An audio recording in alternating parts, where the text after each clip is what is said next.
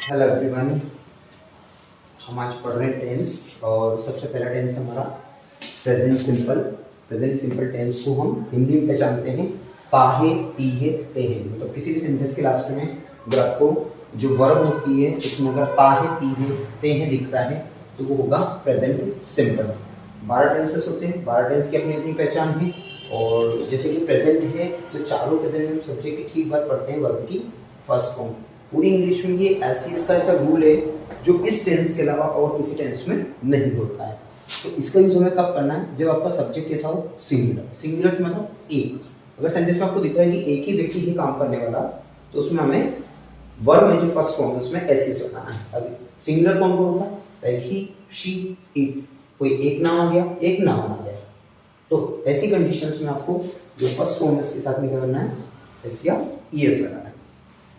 और अगर आपका प्लूरल सब्जेक्ट से लाइक आई, यू, वी, दे, ये कम से कम अगर 2 व्यक्ति सेंटेंस में हैं तो आपको एस नहीं लगाना है, केवल वर्ब की फर्स्ट फॉर्म यूज करते हैं।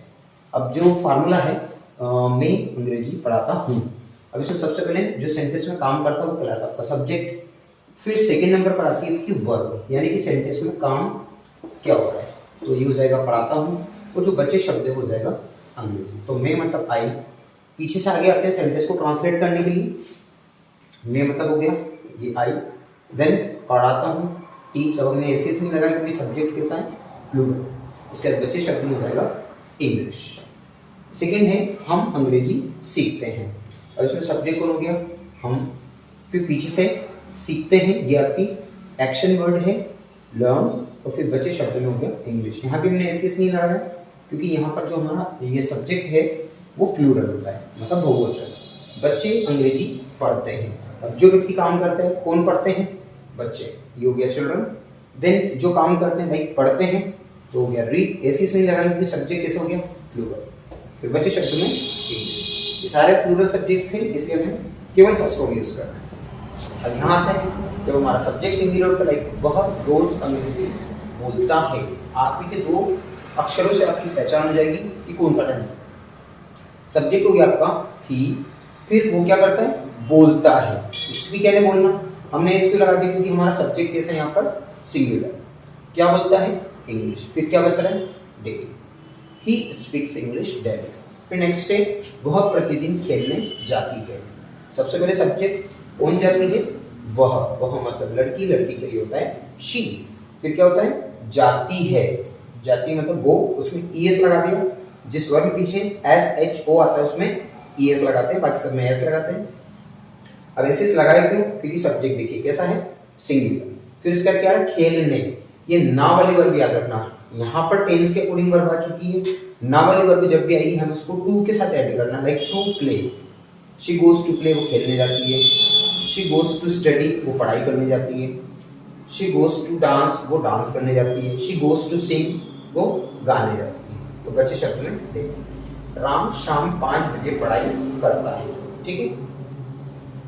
अब यहाँ पर वही अंतिम 2 अक्षर जिससे पहचान होगी। सब्जेक्ट हो गया हमारा तो राम, फिर उसके बाद क्या करता है? पढ़ाई करता है। ये आपकी वर्ब हो जाती है, मतलब मुख्य क्रिया। स्टडीज, ऐसे क्यों लगाया? सब्जेक्ट देखिए मतलब सिंगुलर सब्जेक्ट है। राम स्टडीज। अब क्या है? 5 बजे। टाइम के पहले हमेशा हमें लगाना है अट, और उसके बाद हो जाएगा ओक्लॉक। ओक्लॉक में कभी भी तो टाइम हमेशा क्या लगाना? अट। और फिर इसके बाद इन इवनिंग, शाम को मतलब इन। Okay, thank you. ये था सारा अफर्मेटिव टाइप का। अब हम इसके बाद बनाएंगे नेगेटिव एंड इंडायरेक्ट।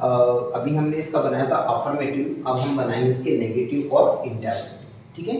पहचान हमारी वही है जो पहले थे अभी, ताहे तीहे तेहे। इसी में हमारा नेगेटिव और इंटरवेटिव की पहचान ये रहेगी।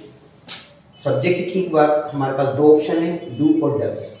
ठीक है। वो सब्जेक्ट पर डिपेंड करेगा कि हमें डू लगाना है या डस लगाना। अगर हमारा सब्जेक्ट प्लूरल है जैसे आई, यू, वी, दे, तो हमें यूज करना है डू। और अगर हमारा सब्जेक्ट सिंगुलर है जैसे ही, शी, इट, नेम, कोई एक नाम आ जाए, एक नाउन आ जाए, तो हमें यूज करना है डस। नेगेटिव में आता है नॉट। और डू डस का नियम है कि इनके पीछे हमेशा वर्ब की फर्स्ट फॉर्म यूज करना है। ओके। जैसे पहला सेंटेंस है वह झूठ नहीं बोलता है। ठीक है। अब ही सब्जेक्ट हो गया हमारा, कौन झूठ नहीं बोलता है, वह मतलब ही, और नेगेटिव सेंटेंस है तो हम यूज करेंगे डज नॉट क्योंकि सब्जेक्ट सिंगुलर पे। इसके साथ आ जाएगा बोलना मतलब टेल, और झूठ के लिए जाएगा अ लाई। अगर इसी को अफर्मेटिव बनाना हो तो हम क्या करेंगे, डज नॉट हटा देंगे।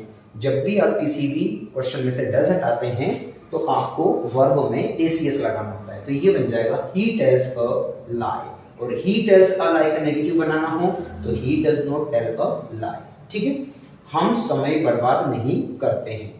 कौन नहीं करते, हम मतलब वी। ठीक है, नेगेटिव सेंटेंस है, वी होता है हमारा प्लूरल सब्जेक्ट, तो हमने लगा दिया डू नॉट।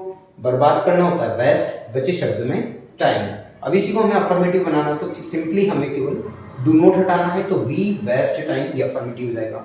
और इसी तरह का एग्जाम में आता है कि वी वेस्ट टाइम, तो आपको इस वर्ब को देखना है। अब दिख रहा है कि ये वर्ब की फर्स्ट फॉर्म है, मतलब इसमें एसीएस नहीं लगा है, तो इसमें हमें यूज करना है डू नॉट। और अगर इस तरह की वर्ब आती है टेल्स, मतलब कोई भी एसीएस वाली फॉर्म आती है, तो हमें यूज करना है डस नॉट। और डू डस के बाद हमेशा फर्स्ट फॉर्म आएगा। और यही पहचान रहेगी अगर इस तरह के टेंस को पहचानना होगी कौन सा टेंस है। तो सब्जेक्ट की ठीक बात देखिए, डू डस मतलब फर्स्ट एसीएस लग रहा है, मतलब प्रेजेंट सिंपल हो गया। यहाँ सब्जेक्ट की ठीक बात first form present simple. Way match नहीं हारते हैं, वे यानी दे। ठीक है, और सब्जेक्ट प्लूरल है, हमने लगा दिया डू नॉट। ठीक है, हारना होता है लॉस, बच्चे शब्द में मैच। इसको भी अफर्मेटिव बनाना हो तो क्या कर देंगे, दे लॉस मैच, दे लॉस मैच। ठीक है, और वापस देखिए अगर इसको नेगेटिव बनाने का एग्जाम में आता है कि दे लॉस मैच को नेगेटिव बनाएं, तो लॉस में कोई एसीएस नहीं लग रहा तो हमें लगाना है डू नॉट। अगर एसीएस लग रहा है तो हमें लगाना है डस नॉट। यहाँ पर रूट फॉर्म ही आएगा, मतलब फर्स्ट, वह देर से नहीं आता है। ठीक है, अब इसमें जैसे कि आपको दिख ही रहा है सब्जेक्ट कौन है, वह, तो वह मतलब हो गया ही। ठीक है, और ही सिंगुलर होता है तो हमने क्या लगा दिया डज नॉट। ठीक है, और वर्ब क्या होगी हमारी, आता है मतलब कम, बच्चे शब्द में देर से। अब अगर इसको अफर्मेटिव बनाना है तो अगर डज हटाएंगे तो यहाँ क्या करना पड़ेगा, हमें एस लगाना पड़ेगा, तो ये बन जाएगा ही कम्स लेट। इसी प्रकार से अगर एग्जाम में आता है ही कम्स लेट और इसको नेगेटिव बनाए तो आपको दिख ही रहा है एस लग रहा है, और एस लगने पर क्या करना है, डज नॉट लगाना है, और डज नॉट लगाने के बाद एस को हटाते हैं। ठीक है, ये नेगेटिव हो गया। Then comes interrogative. Interrogative sentence को यस नो क्वेश्चंस भी कहते हैं क्योंकि इनका जवाब हां या ना में दिया जाता है, और इस तरह के सेंटेंस की पहचान होती है कि इसमें शुरू में डू या डज आएगा अकॉर्डिंग टू द सब्जेक्ट। ठीक है, डू डज सब्जेक्ट का अकॉर्डिंग यूज करना है, प्लूरल है डू यूज करेंगे, सिंगुलर सब्जेक्ट है डज यूज करेंगे। उसके बाद आ जाएगा subject, then first form, then object. इसमें से केवल हमने नोट हटा दिया, डू डज को कर दिया बाहर। ठीक है, क्या वह प्रतिदिन गृह कार्य पूर्ण करती है, कौन करती है, वह मतलब शी। अब शी कैसा होता है, सिंगुलर, सिंगुलर के लिए क्या लगा दिया डज। इस क्या के लिए हमने क्या लगा दिया डज, फिर क्या हो गया सब्जेक्ट शी। अब पीछे से आगे आना है, पूर्ण करना क्या होता है कंप्लीट, फिर क्या है गृह कार्य मतलब होमवर्क, और प्रतिदिन मतलब डेली। क्वेश्चन मार्क जरूर लगाएं, क्वेश्चन मार्क नहीं लगाते तो भी गलत माना जाएगा क्योंकि ये पंक्चुएशंस में आता है। क्या तुम हमेशा सच बोलते हो, ठीक है, कौन बोलते हो, तुम मतलब यू, और यू कैसा होता है प्लूरल, और प्लूरल के लिए क्या यूज करना है डू यू। ठीक है, इसके साथ हमने क्या जोड़ दिया ऑलवेज, क्योंकि ये बोलने के लिए आ रहा है, इसे कहते हैं एडवर्ब यानी क्रिया विशेषण।